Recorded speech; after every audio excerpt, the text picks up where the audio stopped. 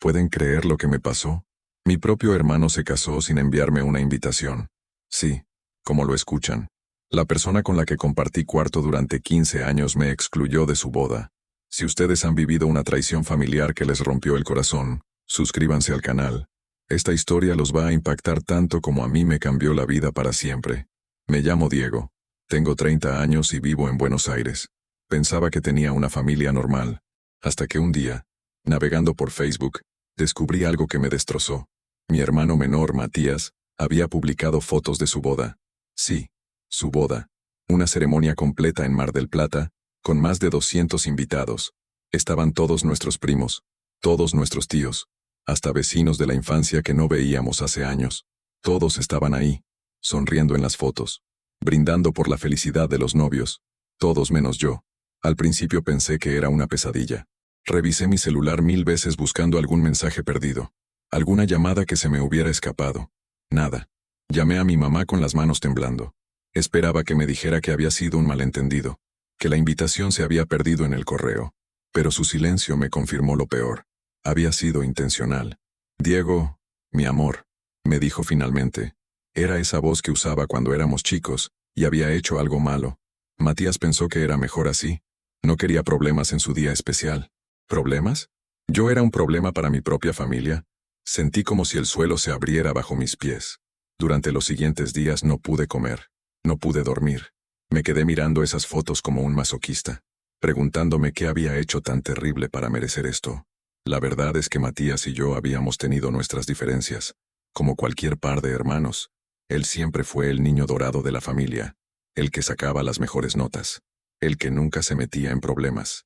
Yo era más rebelde, más impulsivo. Cuando cumplí 18 años, decidí estudiar arte en lugar de ingeniería como quería papá. Esa decisión creó una grieta en mi familia.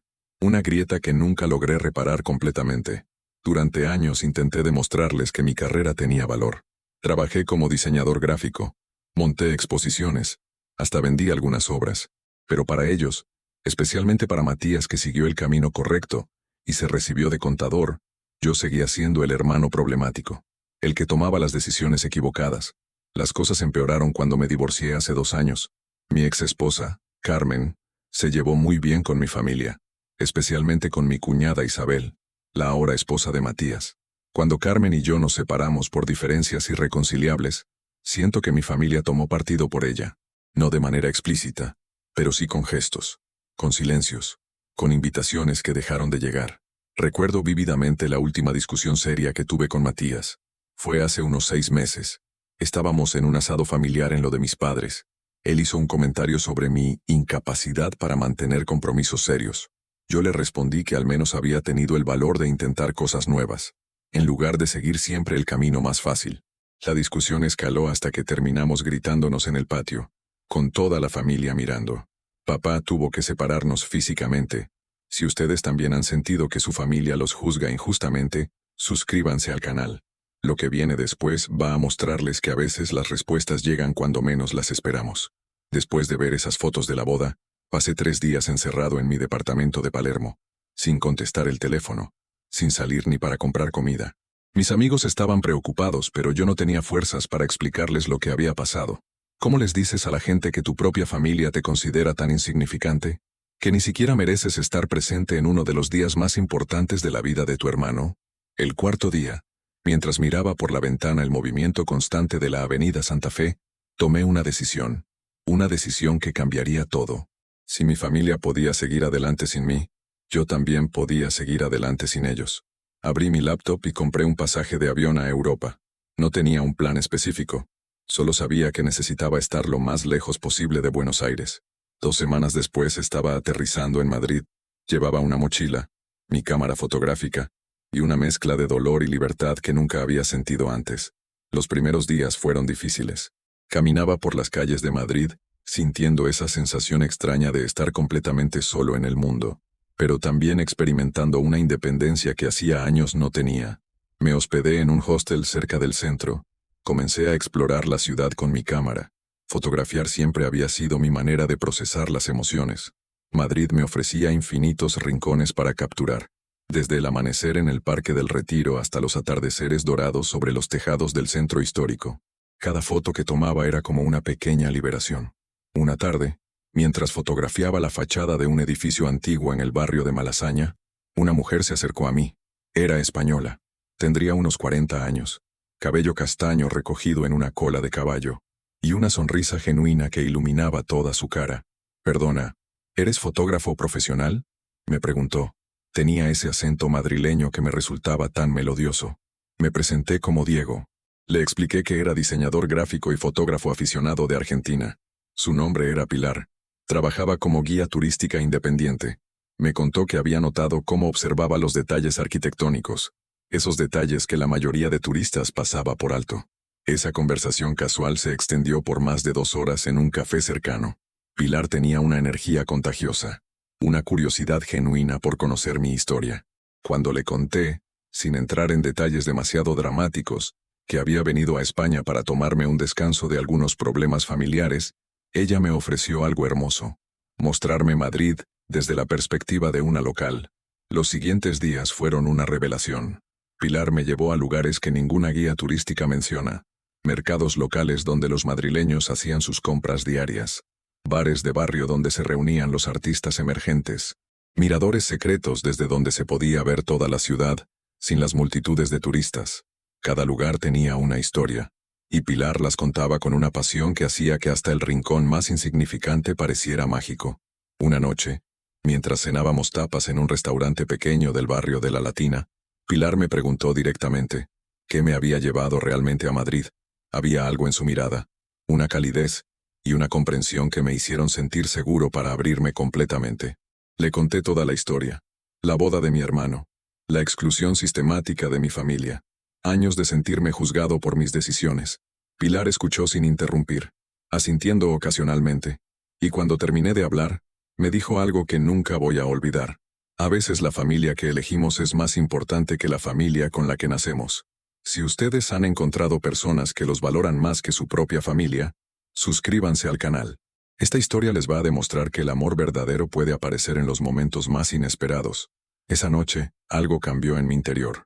No fue solo lo que dijo Pilar, fue cómo lo dijo, con una convicción que parecía nacer de sus propias experiencias.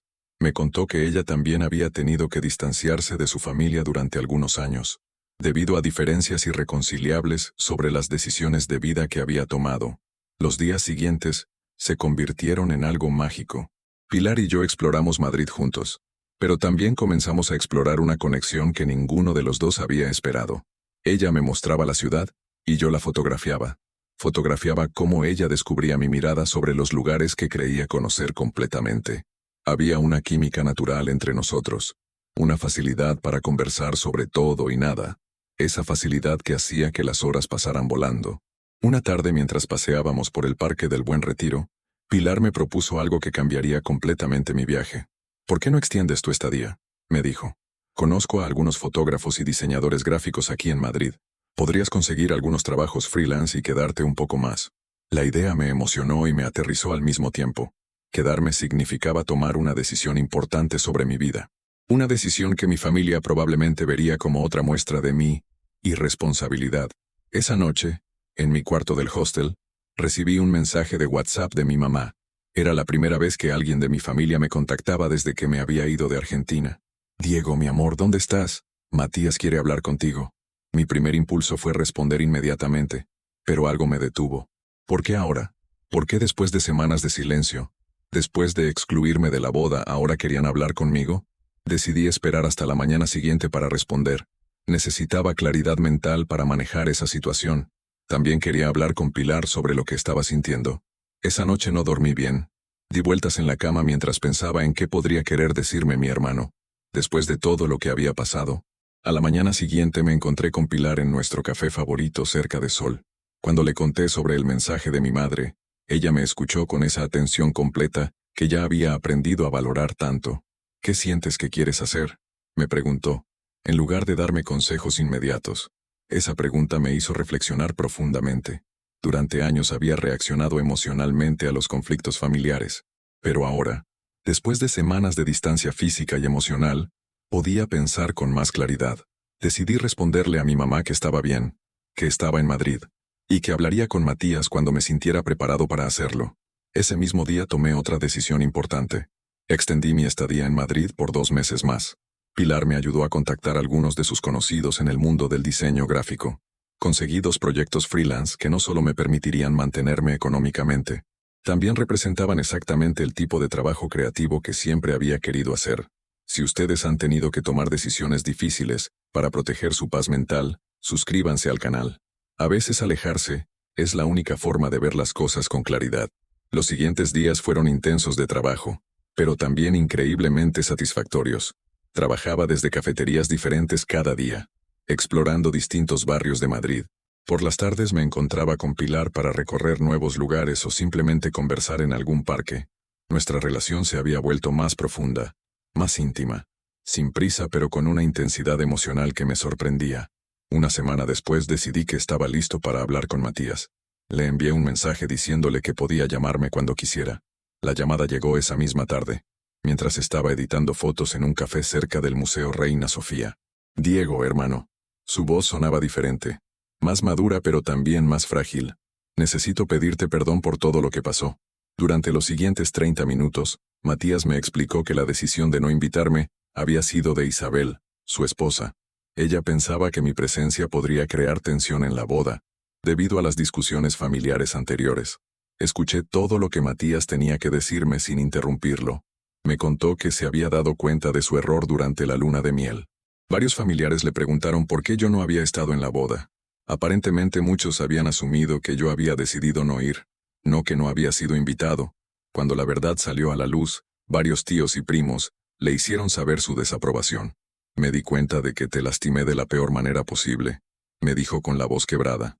Y lo peor es que lo hice en un momento que debería haber sido de celebración para toda la familia. Quiero que sepas que me arrepiento profundamente. Si pudieras perdonarme, me gustaría que fuéramos hermanos de verdad otra vez. Sus palabras me emocionaron, pero también me sorprendí al darme cuenta de algo. Ya no sentía la rabia que había cargado durante semanas. La distancia y especialmente mi tiempo en Madrid me habían dado una perspectiva diferente sobre toda la situación. Le dije a Matías que lo perdonaba, pero también le expliqué que necesitaba tiempo para reconstruir la confianza entre nosotros. Entiendo perfectamente, me respondió. Y quiero que sepas algo más. Papá y mamá también se sienten terrible por lo que pasó.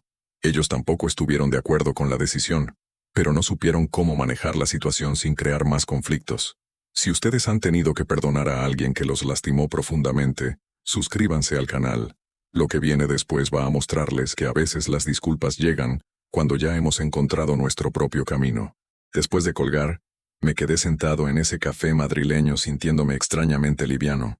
No era que todos los problemas estuvieran resueltos mágicamente, pero sí sentía que finalmente había comenzado un proceso de sanación. Un proceso que había sido imposible mientras estaba inmerso en la situación desde Buenos Aires. Esa noche cenamos Pilar y yo en su departamento, un pequeño apartamento lleno de luz en el barrio de Chueca. Mientras cocinábamos juntos y conversábamos sobre mi llamada con Matías, me di cuenta de algo importante. Por primera vez en años me sentía genuinamente feliz. No era solo por la reconciliación con mi hermano, era por haber encontrado una versión de mí mismo que había estado dormida durante demasiado tiempo. Esa noche, mientras Pilar y yo conversábamos en su sofá con una copa de vino tinto español, me hizo una pregunta que había estado evitando enfrentar. ¿Qué vas a hacer cuando se termine tu tiempo en Madrid? La pregunta quedó flotando en el aire entre nosotros, cargada de implicaciones sobre nuestro futuro juntos, y sobre las decisiones que tendría que tomar pronto. Le conté que durante las últimas semanas, había estado pensando cada vez más en la posibilidad de quedarme en Madrid por tiempo indefinido. Tenía trabajo. Había establecido conexiones profesionales.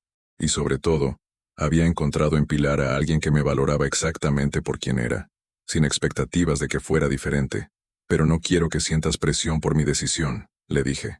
Si decido quedarme, tiene que ser porque es lo correcto para mí, no solo por nuestra relación. Pilar sonrió con esa sonrisa que ya había aprendido a amar, y me dijo algo que nunca voy a olvidar. Diego, desde el día que te conocí he visto cómo has ido floreciendo. No es solo por mí, es porque finalmente te has dado permiso para ser quien realmente eres. Las siguientes semanas fueron de una claridad mental que no había experimentado en años. Decidí quedarme en Madrid, al menos por un año completo. Conseguí más proyectos de diseño gráfico.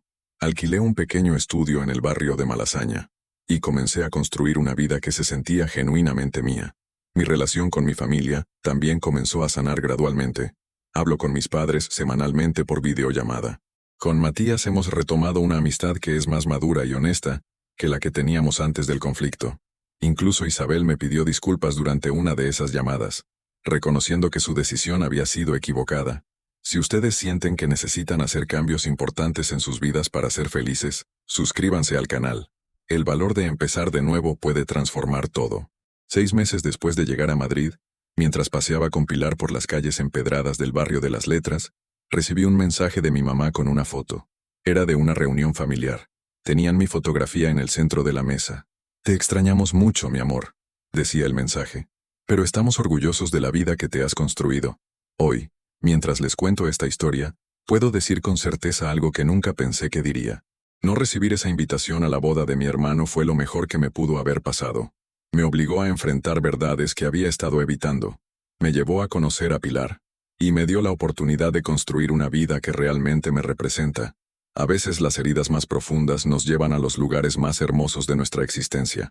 Madrid no solo me dio una nueva perspectiva sobre mi vida, me dio la oportunidad de convertirme en la persona que siempre había querido ser. Y si ustedes están pasando por momentos difíciles y necesitan escuchar más historias como esta, que les den esperanza, suscríbanse al canal, porque nunca es demasiado tarde para comenzar de nuevo, sin importar a qué boda no los hayan invitado. Miren, antes de despedirme quiero contarles algo que me pasa cada vez que comparto mi historia. Recibo mensajes de personas que me dicen: Diego, tu historia me ayudó a tomar valor para cambiar mi vida.